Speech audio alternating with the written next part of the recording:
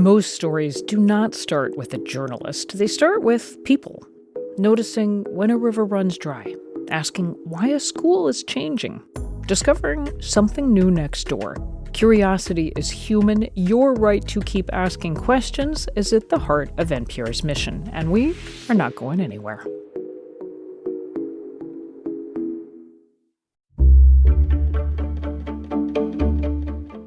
Good morning, I'm Lawrence K. Jackson. It's Thursday, June 4th. Immigration lawyers filing habeas corpus petitions now have a new challenge on their hands. More on that next, but first, the headlines.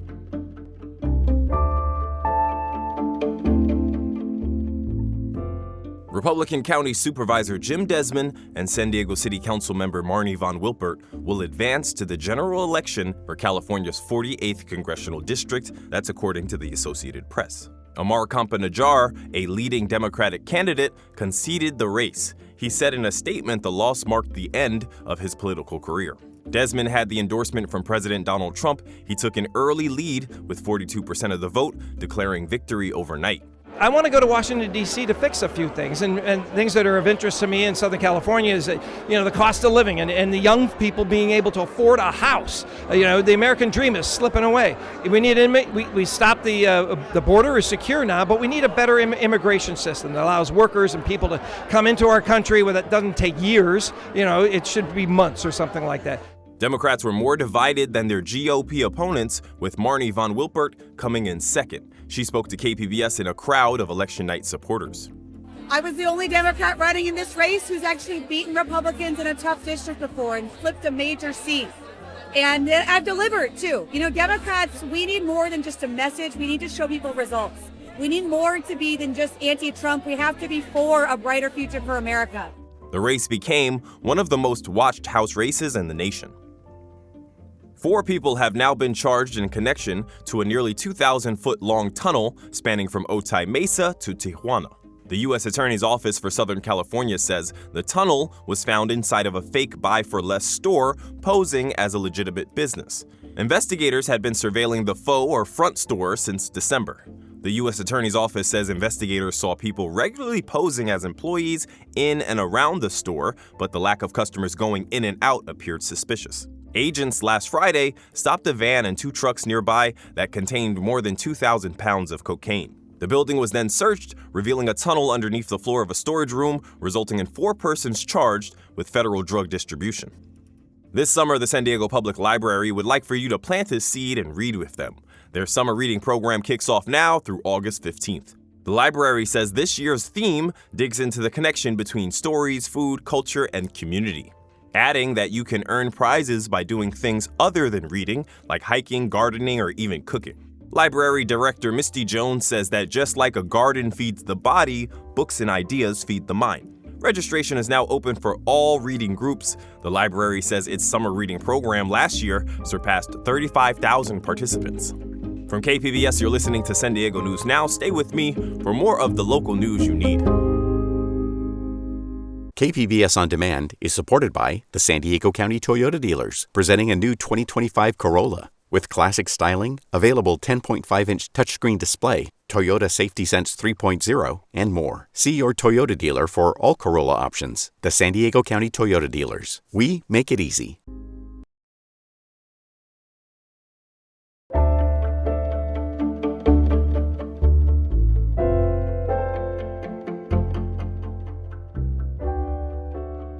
Last year, immigration lawyers started filing habeas corpus petitions to prevent the Trump administration from detaining their clients indefinitely. Now, border reporter Gustavo Solis says they have a new fight on their hands. Last month, a federal judge in Los Angeles ordered an immigration judge to hold a bond hearing for a man who had been detained by ICE for months. It was a win for the man's lawyer, Stacey Tolchin. She has filed dozens of habeas corpus petitions.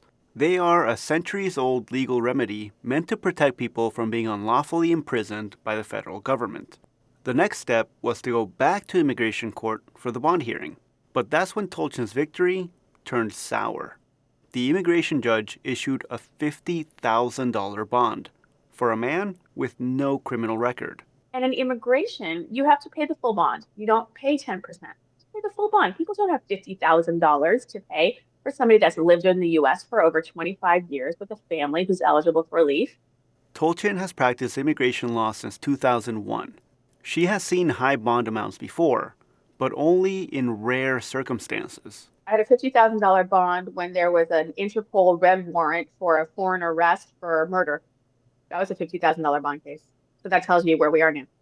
This case is part of a broader pattern in recent months of high bond amounts or bond being denied altogether.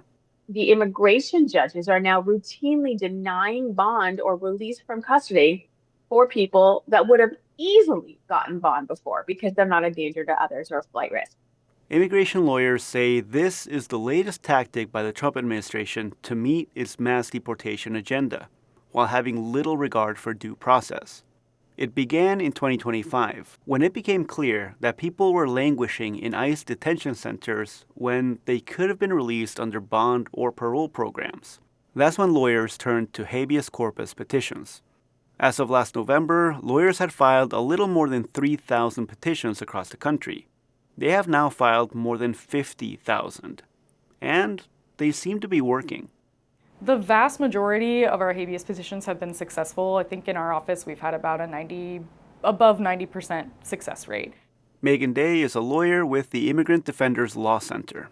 Federal judges are seeing pretty much across the board that the government is violating the law, and even the government attorneys are conceding to a lot of our arguments, if not all of our arguments.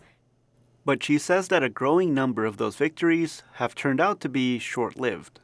It's frustrating to have to go to one part of the government to tell another government agency what they should be doing. In a statement, the Department of Justice agency that oversees immigration courts says that the Trump administration is complying with court orders and fully enforcing immigration law. A spokesperson called the allegations from immigration lawyers baseless attacks. Cassandra Lopez is a lawyer with Al Otro Lado, a San Diego-based immigrant rights organization. She says one of her bond hearings was decided in less than 10 minutes. It came down to whether her client was a flight risk. Lopez says that in immigration court, judges normally put the burden of proof to lawyers representing ICE. That is not what happened. The immigration judge didn't hold the government to any burden, didn't ask the government really any questions, and really put the burden on the immigrant, the individual, and then denied bond based on risk of flight. And the hearing lasted, it was like a 9-minute hearing, I think, 8 or 9 minutes.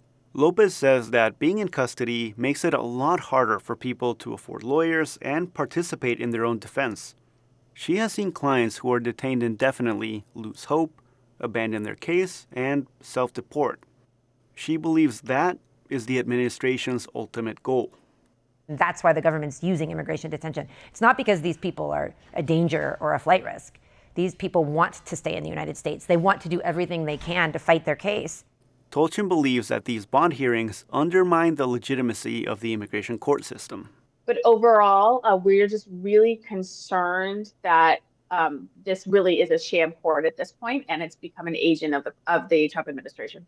Having represented dozens of immigrants in detention centers, Tolchin has seen the human toll. Clients who do not have serious criminal records have lost jobs and apartments. Their families suffer without the parent or primary earner. And even when they're released, they struggle to put their lives back together. For me, really impactful on just seeing so many people that have not been able to go back to their jobs, that the kids haven't been able to go to school. The human toll on this is probably the most important thing that people need to understand. Which is why she continues to fight. Gustavo Solis, KPBS News.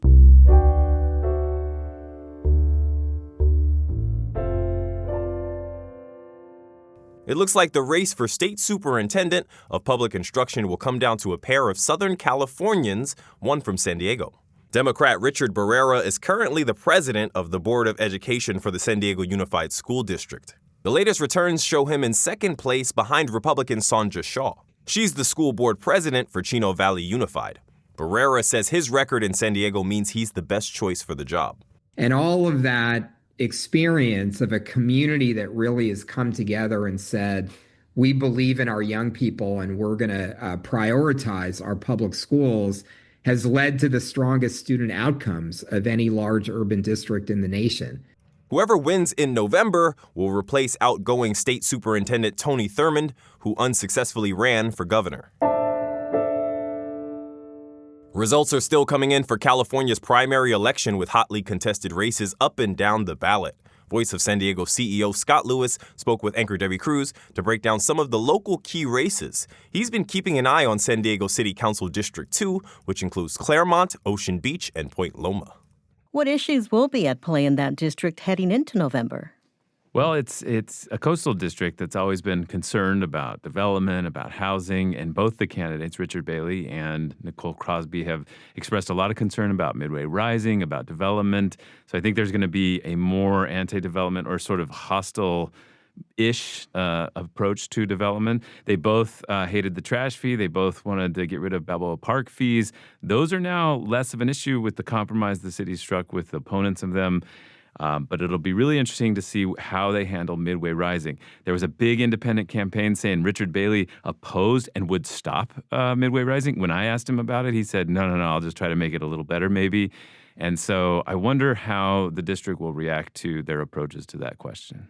One city council contest that's still up in the air is the race for District 8, which covers San Diego's border with Mexico.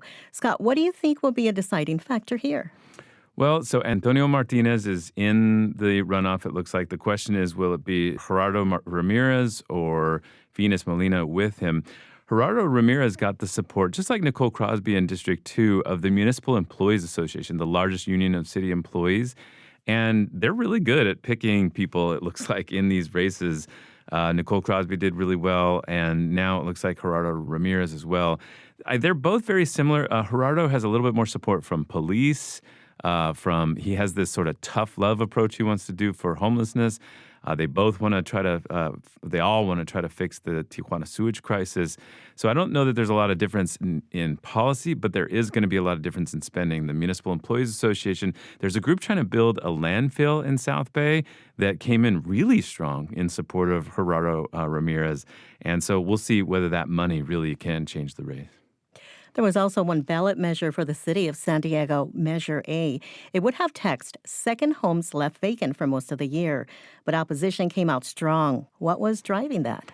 $1 million came in from the realtors. So state and local realtors spent a lot of money to stop this. I'm not entirely sure what was so motivating for them, but when you're doing a tax, people are already suspicious of taxes, even if it's on somebody who doesn't live here or doesn't feel like they're from here or whatever. And even in a situation like this where it might free up homes, the anti-tax fervent sort of feeling along with the spending just really turned people against it. So, it wasn't the right time, it looked like. Republican Carl DeMille further solidified himself in local conservative politics. DeMille was already set to advance to the November election, but what sort of success did he see last night? So he's had this war going on with people in the Republican Party. He wants to...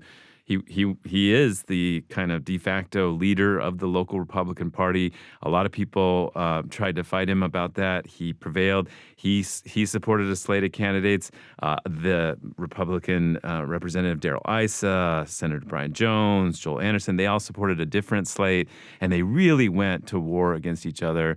And DeMille won every single race, including the treasurer tax collector race that Joel Anderson was running. He's not going to make the runoff. Joel Anderson's not, and a candidate that Carl DeMille supported is the county supervisor candidate that Carl supported is going forward, as is the state Senate candidate. So all of the races that they really fought him on, the Republican Party even said, even chastised him for pretending to run a Republican voter guide that was official. All these things didn't matter. DeMille is the de facto local leader of Republicans. That was Scott Lewis from Voice of San Diego speaking with anchor Debbie Cruz. You can learn more about our nonprofit news partnership Public Matters at kpbs.org/Public Matters. San Diego is exploring selling its Colorado River water to other states that need it. Reporter Katie Anastas says desalinated seawater is making it possible.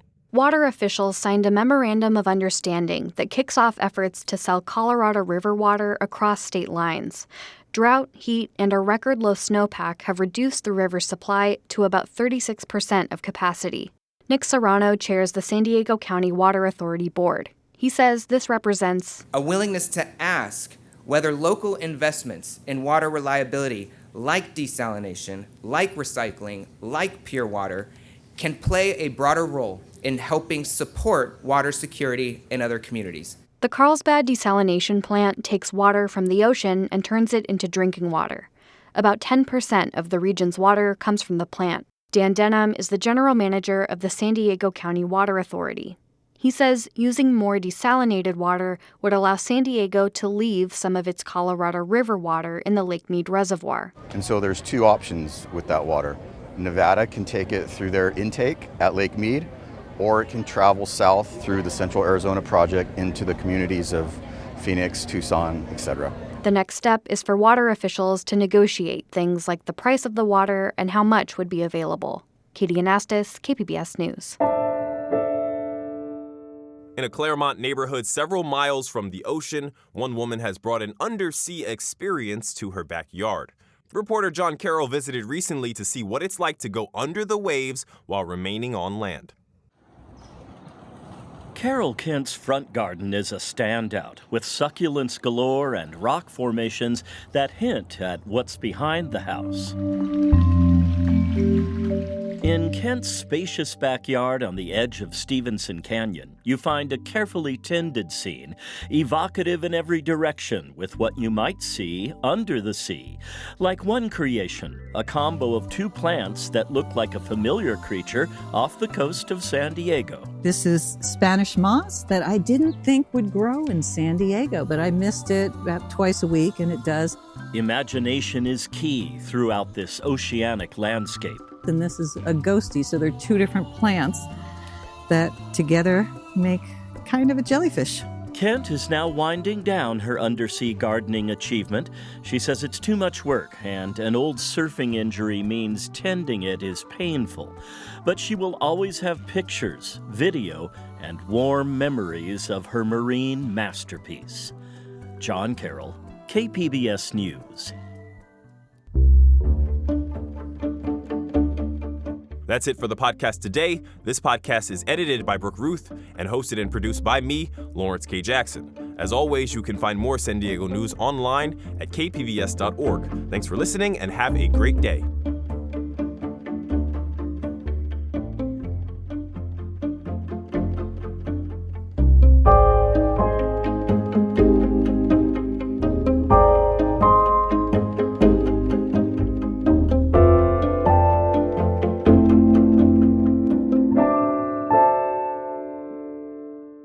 KPBS On Demand is supported by UC San Diego Park and Market in the heart of downtown San Diego, offering a flexible venue for meetings, conferences, and events of all sizes. Cityscape views, modern space, built-in AV, on-site staff, and no catering requirements. Details at parkandmarket.ucsd.edu.